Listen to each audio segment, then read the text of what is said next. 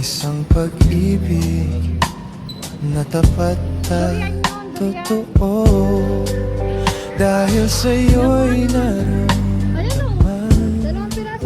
ang tunay na pagmamahal.